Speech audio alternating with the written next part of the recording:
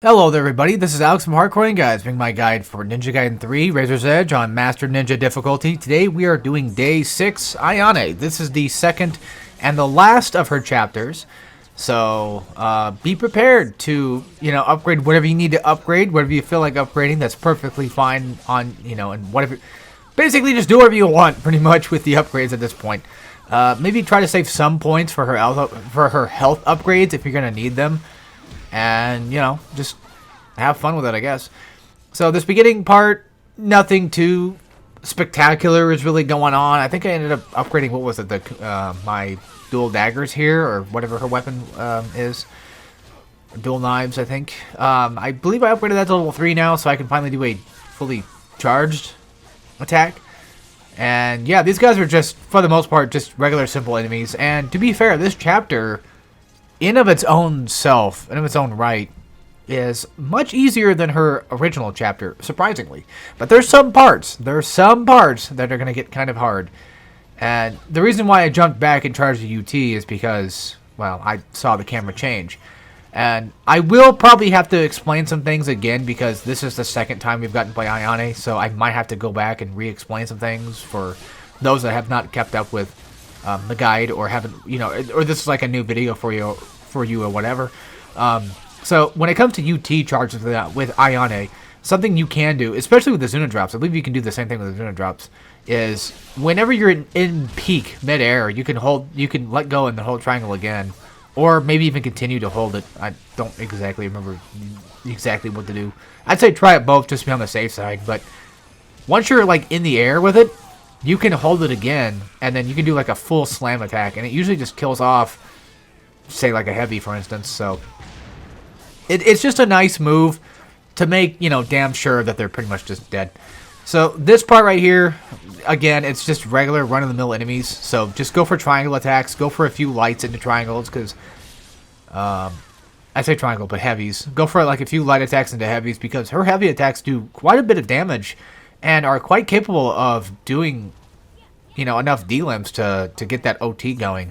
So that's something that, I would, of course, highly recommend is going for those specific combos. I don't have any one combo that I would highly recommend or anything like that. I usually just go for like 2 squares into a triangle, or 3 squares into triangles, that kind of thing. I just kind of just throw them out as I see fit. But this part right here, I essentially just run up far enough to spawn the enemies in, and then I run back behind that corner and then just let them come toward me, and then just charge UT, and then hide away and let them get hit, of course.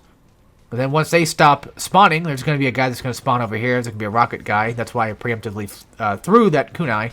It's because of him. Now, granted, if you wanted to use a wall tactic, you could do that too. We just wanted to kind of jump on a wall, jump from down from it, and then just do a slam attack. That's something you could do. Now, Ayane should have, in theory, the ability to do a Zuna drop. It's just that her Zuna drop's strange. So I never really use it as much as I probably should be using it. So that's why you'll never see that happen.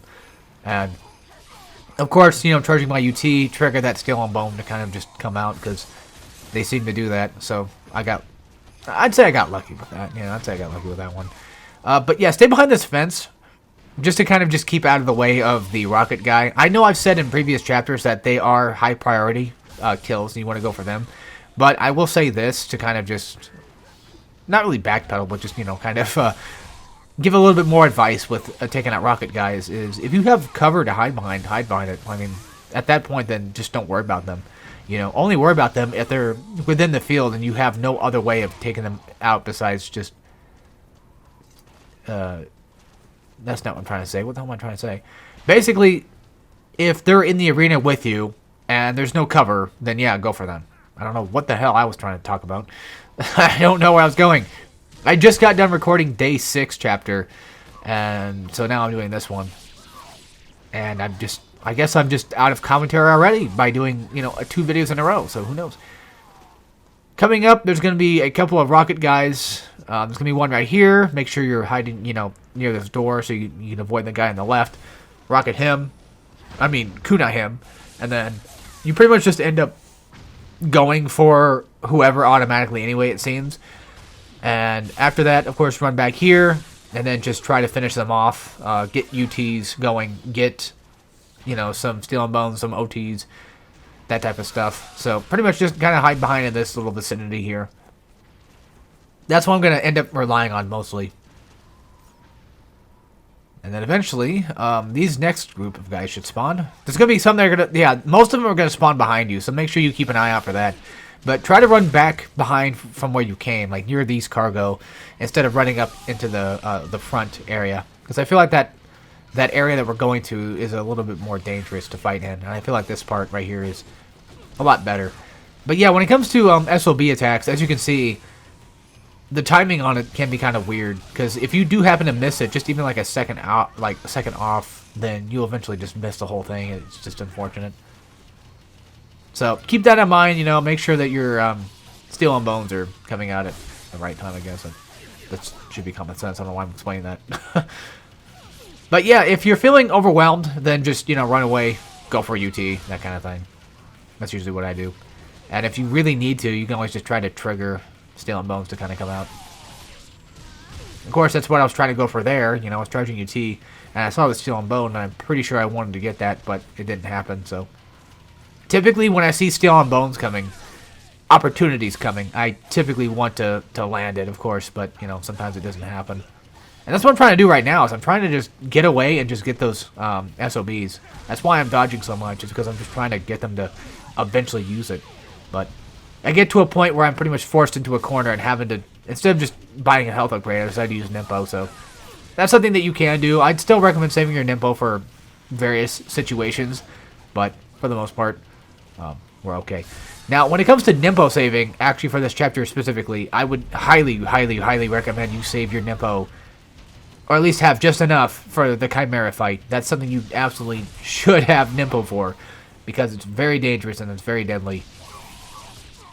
And then, yeah, as you can see, once again, I'm pretty much just running back, doing the same thing, doing the same trick as I always do, just essentially going for Zuna drops, or not Zuna drops, but UTs, and just killing them as I see fit. I do believe I might, I think I upgrade health, maybe. Of course, if I can get some Steel on Bones, you know, that would give me my health back. What kind of sucks, though, is I'm only allowed to use, like, a level 1 UT on these guys because I have no time to charge. But that's fine, though. As long as I'm getting any UT off, it's, you know, always kind of good to have. Oh, I guess that's the end of them, though. Okay, cool. But yeah, as you can see, I pretty much just run back, you know, behind that cargo section and just kind of hide out there. And not like it really matters where you hide out. I don't know why I do. It just keeps me away from the rocket guys, because typically rocket guys seem to spawn in areas that you're going toward. So that's pretty much the idea of what I was trying to go for there. I just kind of assumed that they were going to spawn more in. But then after that's done with, run up and then let the mage guy spawn behind you. Try to find a good spot to land a kunai shot on the rocket guy. It seems like I didn't get it, though, because I did hit him, but it seems like he's still alive for some dumbass reason. He might have actually shot my kunai, but he's still alive again.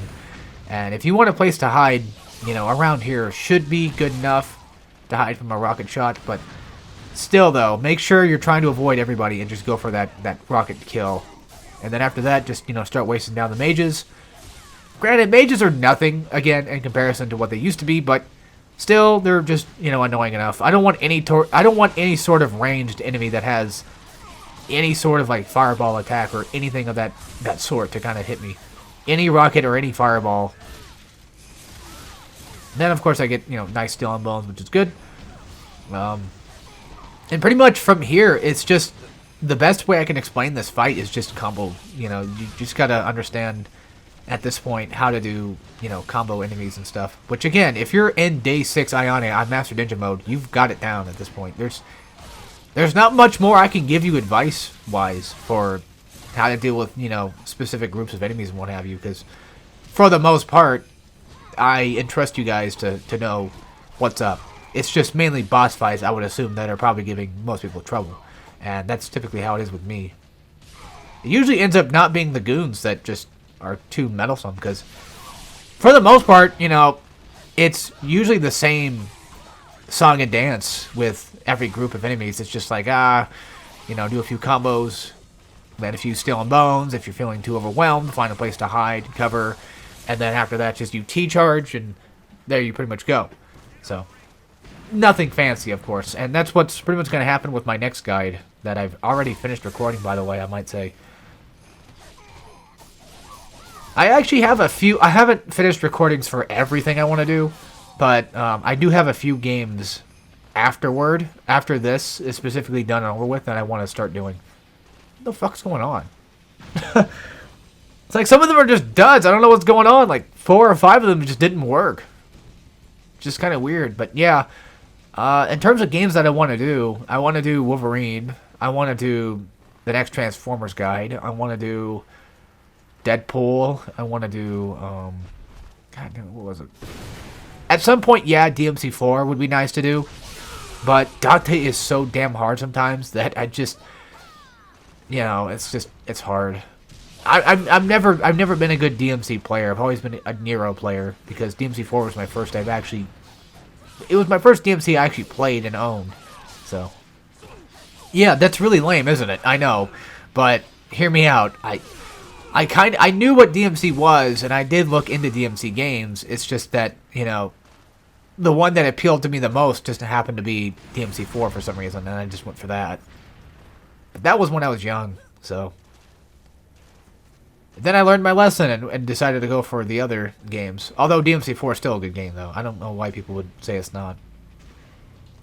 If I had to guess, I think it's just because like people just haven't learned the game to its full extent yet.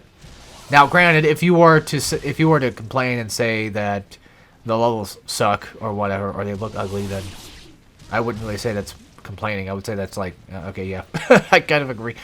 Okay, look, if you like the levels, that's fine. I don't want to offend anybody, okay? I don't want to be that guy that just says, like, you know, oh, I don't like this game because of some dumb reason, you know? I don't want to be that guy. I'm just saying, like, personally for me, I've gotten kind of tired of the levels because I've played DMC4 a lot, so I've just kind of gotten tired of its bullshit.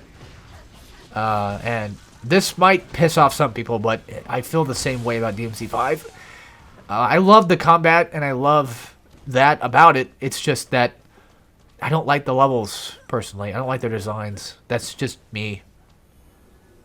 Now, granted, you know, nobody has to like everything. I'm just saying, like, at least the game is still fun, you know, so that's what I tend to look at. And I'm not going to just drop a game just because of one stupid-ass reason. Like, say, for instance, like, you know, I've heard the excuse that, you know, DMC4 sucks because the uppercut is trash, and it's like, what? No. When was it ever trash? What the fuck are you talking about? Just all you gotta do is just target lock onto an enemy and then hit away from the enemy with the analog stick, and there you go. That's an uppercut move. It's not that fucking difficult, but you know, for some reason people are just, I don't know, man. Everybody has their own opinions, of course, but God, does that piss me off when they have just such weird, small, minute problems that just ruin an entire game. Things that are just not even complicated at all. It's just annoying. I don't know why I'm bitching about this, but I got really nothing to talk about here because it's just Rocket Guys. It's just ISA ninjas. I think that I kept calling them Black Spider Clan, but I think they're just ISA. I think that's what they're called. I don't remember. But whatever the case, you know, just God damn it, you know, I don't know. For me personally, I've always been the type of guy that, like, if a game doesn't appeal to you, fine, that's fine, I guess. But at the very least, you can't say it's shit until you've at least played it a couple of times. You know, you have to at least give it a second chance. Because I feel like first impressions are not everything with a game. I feel like second impressions are even better than first impressions. Because like even with 3 vanilla, you know, it might seem like complete dog shit on the outside, but then you play it a little bit more, and it's like, okay, well, it still has some problems, but I don't know, for the most part, you know, there's some things that can kind of be, well, how do I put this? There are some things that just can be kind of seen as not that bad, I guess. So, granted, I haven't played Vanilla 3 in a while, but I don't know. I'm trying to defend Vanilla 3. I don't know what's up with me. I don't hate it completely by any means. I try not to hate any game completely. That's my theory. But yeah, I got lucky with that first Magna Fiend. But if you want to know how to fight them normally, I just basically just combo into them and then try to bait them into to blocking my attack. And then after they block my attack, I just get behind them. And then after I get behind them, I just continue the combo and they'll block my attack, they'll push me back, dodge behind them once again, and that's typically how I roll with Magnafiends. They're not even really that bad when you actually start to kind of learn them. They're actually really not that bad. I remember struggling when I first originally played this game on Master Ninja back in the day, and just was having such a hard problem. This was like a while ago, a long time ago actually, when I was, you know, playing the PS3 version, for God's sakes. And yeah, it was just a nightmare dealing with them. But then eventually I just figured out, like, wait a minute, I can just combo, and then they'll eventually block my attack, and then I just go behind them, continue the attack. Or hell, just, you know, get better at Steel on Bones and stuff, and then everything's just fine. So, yeah. I don't know. But yeah, you want to talk about stuff that does piss me off? Kingdom Hearts story stuff pisses me off to no end. And this might sound like a dumb complaint, and it doesn't ruin my experience completely. It's just, okay, look, I'll say this. I might sound like a hypocrite, and I don't mean to. But I will also defend myself by saying that I don't think the mobile games are dog shit. I've never played them. I can't say, you know, how could I know a game is dog shit if I've never played it, right? So I've never played the mobile games, but my main problem is hiding canon story within the mobile games that are eventually just going to get delisted and taken off anyway. And then, like, you could say, like, well, they have cutscenes that they add into, like, future games that allow you to kind of see, you know, what happens later on and what have you. And it's like, well, that's not even, like, the full story extent. Because, like, for me, you know, rewriting cutscenes or, you know, making these movie things for them don't exactly explain everything. You know, there's little small pieces of that game that I still want to see that can't be seen anymore because it's a fucking mobile game. And now it's gone, and that pisses me off. That pisses me off. And I think I annoy my brother the most with that, because we argue about that stuff quite often. And I will say that, you know, if you liked it, fine. I don't care. You know, and if you're okay with the, you know, the movie cutscenes, fine. Okay, whatever. If you're okay with watching on YouTube, fine, whatever. But what really, really, really, truly irks me the most is just the idea that I cannot play a game anymore just because it's gone. That's what I think bugs me the most out of it. Yes, I could have played it when I had the chance, blah, blah, blah, but, you know, I'm the type of guy that doesn't play a game until later, typically. Or unless I'm really excited for a game, then I'll play it right away. But for the most part, it takes me a while to eventually get into a game that, you know, I haven't ever been into before. Because I've never played, you know, Geist or anything like that, and God forbid if that game ever gets delisted, and I'll never get to play that ever, you know. It's like, I still kind of want to play it, but I've never played it yet. I've never even played Shadow Man yet, and I still kind of want to play that. And it's just like, I have to buy them. 13 is the same way. Not Final Fantasy, but, you know, 13. Alright, so these guys here, the first group of enemies, you know, they're just regular enemies. You've dealt with them enough, but these, black-robed sword guys are appearing again, but now they're not actually as a boss fight. So what I do to them is I pretty much just find a good position to eventually just charge for UT and then go for that slam. Because that slam attack right there does just enough damage to eventually, you know, kill them. As you can see, like, it took me about, what, 3 UT charges to eventually just kill them off. So try to find the best spot for cover, which is the door that you came from and the door that you're going to seems to kind of be good spots for it. The door we came from has great cover against it, so if you want to run behind here and just kind of keep your distance from the other mages potentially shooting you down, then that's something to go for. But yeah, kind of back to what I was talking about, but not fully, of course. I might have off-put some people. You know, some people might be put off by the idea that I'm talking about Kingdom Hearts, but it's like, I kind of like Kingdom Hearts a little bit. I don't hate it that much. I like Kingdom Hearts 2, mainly. I mostly like 1 and 2. That's pretty much where that comes in. So, yeah, this little area, just as soon as you spawn in, just start immediately throwing kunais, potentially at the dogs. Just try to aim at the best you can at the dogs and just take them out. And then now we're going to be climbing up this staircase here, and I'm going to fail a couple of times, but that's okay. Oh yeah, this guy spawns. I forgot, because I noticed the camera changed, and I'm like, oh, okay, there's a guy. But I didn't know where the hell he was. Yeah, there's a couple of guys that do spawn. But yeah, honestly, you know, if you've ever felt, you know, like, I mean, yeah, Kingdom Hearts is a bit cringy sometimes, but if you just look past it just a bit, there's some nice nuance in it, I promise. Especially in Kingdom Hearts 2 when it has some really good combat.